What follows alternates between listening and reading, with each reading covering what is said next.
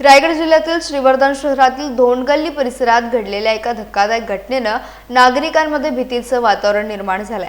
सोमजाई मंदिराशेजारील डोंगरावरून एक प्रचंड दगड थेट वस्तीत कोसळल्यानं मोठा अनर्थ टळला असला तरी या घटनेत रस्त्याच्या कडेला उभी असलेले एका दुचाकीचा अक्षरशः चक्काचूर झालाय। सुदैवानं दगड कोसळला त्यावेळी तेथे कोणतीही व्यक्ती जात नसल्यानं जीवितहानी टळली।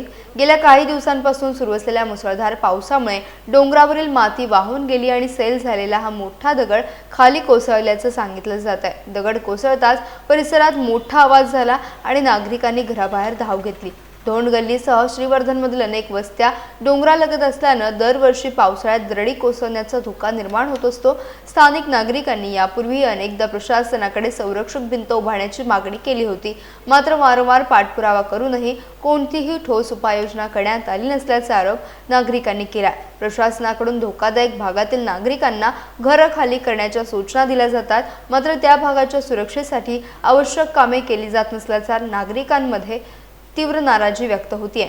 धोंडगल्लीतील ही घटना भविष्यातील संभाव्य मोठ्या दुर्घटनेचा इशारा असल्याचं सांगत तातडीनं धोकादायक दगड हटवून संरक्षक भिंत उभारण्याची मागणी आणि परिसर संरक्षित करण्याची मागणी स्थानिक नागरिकांनी प्रशासनाकडे केली आहे।